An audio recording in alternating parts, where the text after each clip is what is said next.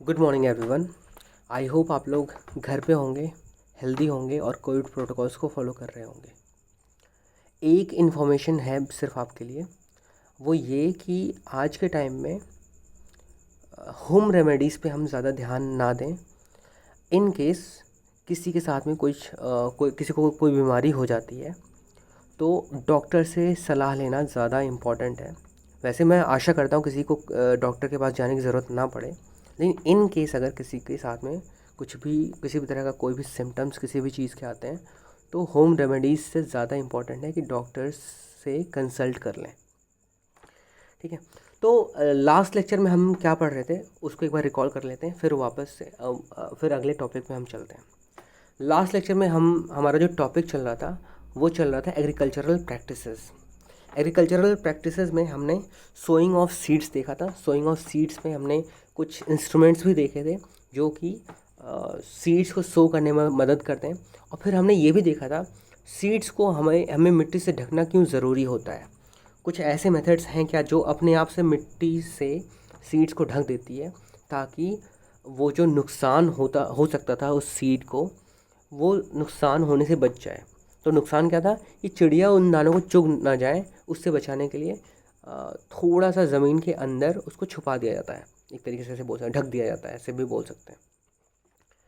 तो वो सब टॉपिक तो हमने पढ़ लिया था। मेन एग्रीकल्चरल प्रैक्टिसेस में सबसे पहला हमने प्रिपरेशन ऑफ सॉइल देखा था, फिर उसके बाद हमने सोइंग ऑफ सीड देखा था। अब अगला जो टॉपिक है वो है एडिंग मैन्योर एंड फर्टिलाइज़र्स। ठीक है, एडिंग मैन्योर एंड फर्टिलाइज़र्स क्यों ज़रूरी होते हैं, मैन्योर क्या होता है, फर्टिलाइज़र्स क्या होते हैं, ये सारी चीज़ें हम इस पर्टिकुलर टॉपिक में पढ़ने वाले हैं। तो आप एक बार जो भी हाँ, एक और चीज़ कि जो भी चीज़ें आपको पढ़ाई जा रही हैं उसका रेफरेंस हमेशा बुक से लेना है आपको। ठीक है, हो सकता है बुक में कुछ एक्स्ट्रा चीज़ें भी दी हुई हों, वो सारी चीज़ें आपको करनी है, वो सारी चीज़ें आपको दोबारा से रिवाइज करते हुए पढ़ना है और साथ में notes banana is a must. ठीक है, वैसे भी आप लोग घर पे बैठे हुए हो तो बहुत ज़्यादा अभी काम करने को होता नहीं हो, घर पे बैठे वैसे भी बोर होते होगे, तो इट्स बेटर कि आप कुछ प्रोडक्टिव काम करो। तो एडिंग मैन्योर्स एंड फर्टिलाइजर्स में क्या कह रहा है, the substances which are added to soil in the form of nutrients for the healthy growth of plants are called manure and fertilisers. तो दो तरह के सब्सटेंसेज होते हैं जो सॉइल में मिलाए जाते हैं ताकि जो सॉइल है उसको वो न्यूट्रिएंट्स रिच हो सके। ठीक है, और न्यूट्रिएंट्स रिच क्यों होना चाहिए वो सॉइल, ताकि वो प्लांट्स को वो न्यूट्रिएंट्स दे सकें ताकि प्लांट्स हेल्दी ग्रो कर सकें। इसको ऐसे समझ सकते हो आप कि अगर मैं बचपन से मेरे अंदर ग्रोथ होती है, जब हम छोटे होते हैं तो हमारे अंदर बहुत तेज़ी से ग्रोथ होती है। जब ग्रोथ हो रही होती है उस समय हमारा बैलेंस डाइट हमें मिलना बहुत ही ज़्यादा ज़रूरी होता है, तो हमें न्यूट्रिएंट्स मिलने ज़रूरी होते हैं। अगर न्यूट्रिएंट्स अगर ढंग से नहीं मिलेंगे तो क्या हमारी ढंग से ग्रोथ हो पाएगी? हो सकता है हमारे बॉडी पार्ट्स अच्छे से डेवलप हो जाए, हो सकता है हमारा ब्रेन डेवलप कर पाए, या हो सकता है कोई और बॉडी पार्ट जो है ढंग से ना डेवलप कर पाया हो। तो ये सारी चीज़ें, ये सारी कॉन्सिक्वेंसेस ना हो, इससे बचने के लिए हम अपने बॉडी को पर्याप्त मात्रा में सारे न्यूट्रिएंट्स देते हैं। इन द सेम मैनर जो भी हम पौधा लगाने वाले हैं, जो भी हम क्रॉप लगाने वाले हैं, ठीक है, उसको उसको उसके खान पान में, उसके हेल्थ में किसी तरह की कोई कमी ना आए, उसको इंश्योर करने के लिए हम खेत में क्या मिलाते हैं, दो चीज़ें मिलाते हैं। एक तो है manure and second one is fertiliser. ठीक है, manure and fertilisers. Manure and fertilisers होते क्या हैं उसके बारे में हम आगे पढ़ने वाले हैं। अभी आगे क्या लिखा हुआ है एक बार देख लेते हैं। Continuous cultivation of crops make the soil poor in nutrients. अब क्या है, कह रहा है कि मान लो मेरे पास में एक खेत है। ठीक है, मेरे पास मान लो ये एक खेत है, इसका ये टॉप लेयर है और ये सेकंड लेयर था, इतने में ही मान लो न्यूट्रिएंट्स होते हैं। ठीक है, न्यूट्रिएंट्स, इन्हीं दो लेयर में न्यूट्रिएंट्स होते हैं। अब क्या हुआ, जो भी न्यूट्रिएंट्स होंगे इन्हीं दो लेयर्स में वो लिमिटेड होंगे। मान लो इस साल मैंने खेती करी तो ऊपर वाले जो न्यूट्रिएंट्स हैं उनको मैंने पूरा का पूरा यूज़ कर लिया, कंज्यूम कर लिया। अब क्या किया, अगली बार जब मैं खेती करने जाऊँगा तो टाइलिंग करूँगा या फिर टर्निंग ऑफ सॉइल करूँगा, तो नीचे वाला जो लेयर होगा सॉइल का वो ऊपर चला जाएगा और ऊपर वाला लेयर जो है वो नीचे चला आएगा। जब ऊपर वाला लेयर नीचे चला आएगा और नीचे वाला लेयर ऊपर चला आएगा, तो अब ऊपर वाले लेयर में बहुत सारे न्यूट्रिएंट्स मिल गए, आ गए, वो पहले से ही प्रेजेंट थे। अब क्या हुआ, नीचे वाला जो ऊपर वाला लेयर नीचे पहुंच गया था उस लेयर में तो वैसे ही बहुत ज़्यादा कमी हो गई, ऑलमोस्ट ना के बराबर रह गया था। ठीक है, अब फिर से जब हमने क्रॉप लगाया तो फिर से जो पहला वाला लेयर था वो नीचे चला आया था, फिर वापस से ऊपर चला जाएगा। लेकिन जब इस बार ऊपर गया तो पिछली बार जितने न्यूट्रिएंट्स थे इसके अंदर उतना ज़्यादा अभी तक नहीं आ पाया था, क्योंकि इसको उतना टाइम ही नहीं मिला न्यूट्रिएंट्स इसमें पूरा का पूरा कंप्लीट हो सके। लेकिन हमने इसको टर्न कर दिया सॉइल को, लेकिन इस बार भी किसी तरीके से काम चला लिया इसने। ऐसे ही जो सेकंड लेयर वो वापस से नीचे चले गई थी, फिर वापस से एक और हमने साइकिल किया उसका क्रॉप का, तो फिर से जो सेकंड लेयर थी फिर ऊपर चली आई। अब ऐसा प्रोसेस करते करते जो मिट्टी में न्यूट्रिएंट्स थे वो धीरे धीरे कम होने ही लगते हैं। ये बात बिल्कुल सही है, और हम तो बहुत सालों से करते आ रहे हैं, हर साल करते हैं, कभी भी नागा जाता नहीं है। तो क्या होता है, इससे मिट्टी के ऊपर बहुत ज़्यादा जोर पड़ता है। उस बेचारे मिट्टी को उसके अंदर जो न्यूट्रिएंट्स चाहिए थे, जितना होना चाहिए था, वो कंप्लीट हो ही नहीं पा रहा, उसके पहले ही हम उसको यूज़ कर ले रहे हैं। तो उस केस में क्या होता है, मिट्टी में दो ही ऑप्शन है, या तो वहाँ पे आप खेती करना छोड़ दो, जो कि आप कर नहीं सकते क्योंकि खेत सफिशेंट अमाउंट में होता है, लिमिटेड होते हैं। तो दूसरा काम हम क्या कर सकते हैं, दूसरा काम ये कर सकते हैं कि वहाँ पे हम कुछ ऐसा मिला दें, कुछ ऐसी चीज़ मिला दें ताकि उसके न्यूट्रिएंट्स जो थे वो वापस से जल्दी से फुलफ़िल हो जाएं, ऊपर से ही हम मिला देते हैं। तो उस केस में रोल किसका आता है, मैन्योर से और फर्टिलाइज़र्स का। आई होप ये चीज़ समझ में आ गया होगा। Continuous cultivation of crops makes the soil poor in nutrients. ठीक है, therefore farmers have to add manure to the fields to replenish the soil with nutrients. यही रीज़न है कि जो फार्मर्स होते हैं उनको मैन्योर ऐड करना पड़ता है अपने फील्ड्स में अलग से, ताकि सॉइल में जितने भी पहले न्यूट्रिएंट्स हुआ करते थे, बहुत पहले जब खेती नहीं होती थी, उतने न्यूट्रिएंट्स वापस से आ जाएं। उसके लिए हमें क्या करना पड़ता है, मैन्योर्स अलग से मिलाना पड़ता है। This process is called manuring. ठीक है, तो अब ये मैन्योरिंग, एक और टर्म आपको मिल गया। क्या, कौन सा टर्म आपको मिल गया, मैन्योरिंग। मैन्योरिंग किसको बोलते हैं, the process by which farmers add manure to the field so that the nutritional value of the field is enriched. ठीक है, तो इस प्रोसेस को क्या बोलते हैं, मैन्योरिंग। इम्प्रॉपर और insufficient manuring results in weak plants. सीधी सी बात है, अगर तुम्हें खाना ढंग से नहीं मिलेगा, अगर पेट भर के खाना मिल रहा है लेकिन आपको वो न्यूट्रिएंट्स जो चाहिए थे वो न्यूट्रिएंट्स अगर नहीं मिल रहे हैं, तो वो खाना किसी काम का नहीं है। एक तरीके से अगर देखा जाए तो उससे पॉसिबल आपका पेट भरेगा, आपकी ग्रोथ में हेल्प नहीं करेगा, आपको ढंग से एनर्जी देने में हेल्प नहीं करेगा।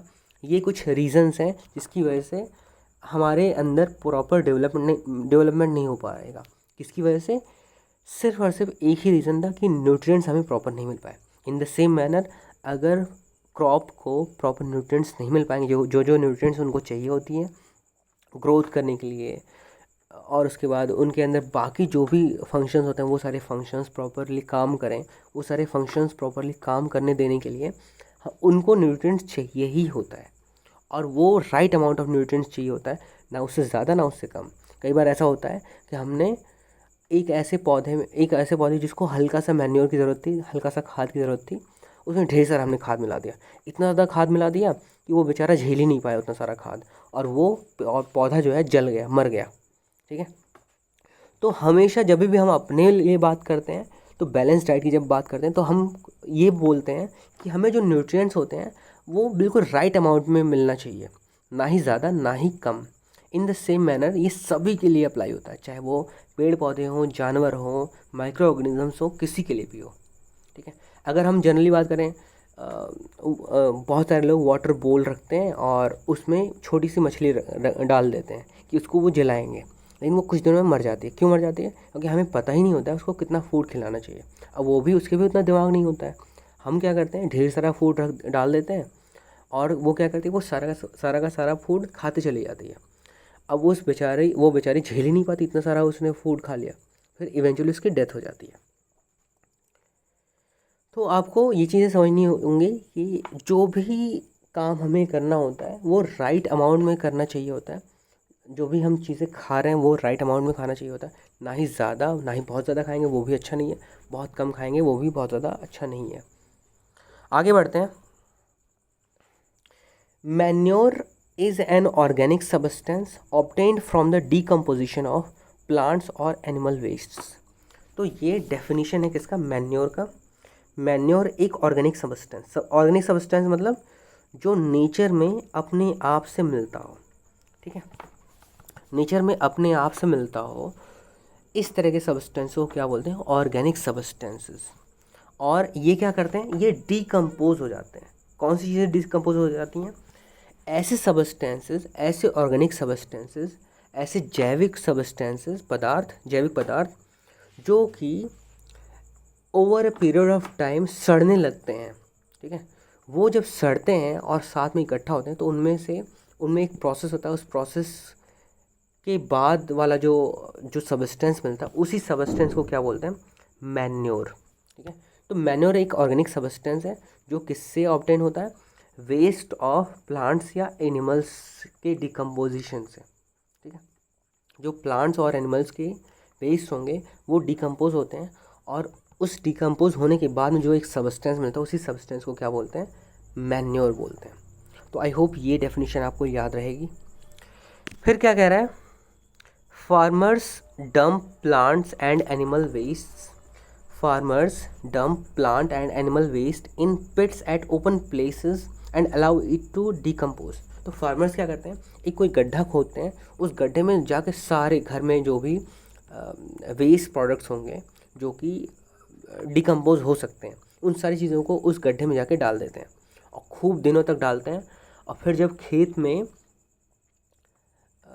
बुआई की बारी आती है, या ऐसे बोल सकते हो कि नया पौधा डालने की बारी आती है, उस टाइम पे वो मैन्योर वहाँ से निकालते हैं उस गड्ढे में से और खेत में जाके डाल आते हैं, ठीक है। The decomposition is caused by some microorganisms. ये हमने बहुत पहले से पढ़ा हुआ है कि जो भी डिकम्पोजिशन प्रोसेस होता है वो माइक्रो ऑर्गेनिजम्स ही करते हैं। प्लास्टिक का डिकम्पोजिशन क्या होता है, तो आंसर है नहीं। क्यों नहीं होता है, क्योंकि जो माइक्रो ऑर्गेनिजम्स हैं वो उसको खा ही नहीं पाते। क्यों नहीं खाते हैं, क्योंकि माइक्रो ऑर्गेनिजम्स जो हैं उसके साथ में कंपेटेबल ही नहीं है। अब एक बात बताओ, तुम्हें फूड खाना होता है, फूड के फॉर्म में आप पनीर लेते हो और दुनिया भर के वेजिटेबल्स लेते हो, मीट लेते हो, क्या आप कभी भी प्लास्टिक लेते हो as a mode of nutrition? अगर आप बात करो तो क्या आप कभी प्लास्टिक को लेते हो? क्या कभी पत्थर को खाते हो? तो आंसर है नहीं। इन द सेम मैनर ये जो माइक्रो ऑर्गेनिजम्स होते हैं, ये जो भी जैविक चीज़ें, जो भी ऑर्गेनिक सब्सटेंसेस हैं उनको खाना पसंद करते हैं और उनको वो खा भी पाते हैं, लेकिन ये भी प्लास्टिक वगैरह नहीं खा पाते हैं। क्लियर है? तो माइक्रो ऑर्गेनिजम्स जो होते हैं वही डिकम्पोजिशन में हेल्प करते हैं। The decompose matter is used as organic manure. तो जो भी डिकम्पोज मैटर होता है उसको किस तरीके से यूज़ करते हैं, ऑर्गेनिक मैन्योर की तरह यूज़ करते हैं। है मैन्योर ही, ठीक है, नाम वही सेम है, बस इसमें एक फैंसी सा वर्ड जोड़ दिया है, वो है ऑर्गेनिक। ऑर्गेनिक मतलब जो जैविक चीज़ें होती हैं जो कि ईजिली डिकम्पोज हो सकती हैं। इसके बाद एक टर्म आता है वर्मी कंपोस्ट। वर्मी कंपोस्ट क्या होता है? वर्मी कंपोस्टिंग जो प्रोसेस होती है, इस प्रोसेस में हम केंचुए यूज़ करते हैं। क्या काम करने के लिए? केंचुए हम यूज़ करते हैं मैन्योर बनाने के लिए। हमने ये क्लास 7th में पढ़ा हुआ है, नहीं, हाँ 7th में शायद पढ़ा हुआ है कि वर्मी कंपोस्टिंग क्या होती है।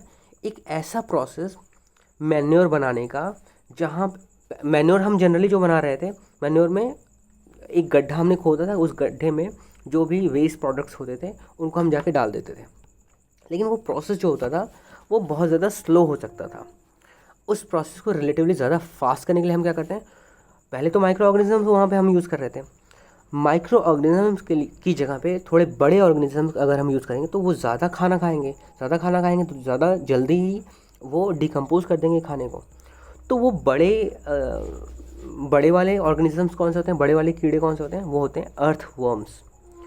तो अर्थ वर्म्स का यूज़ करके अगर हम डिकम्पोजिशन ऑफ ऑर्गेनिक सब्सटेंसेस करा रहे हैं तो इस प्रोसेस को क्या बोलते हैं, वर्मी कंपोस्टिंग।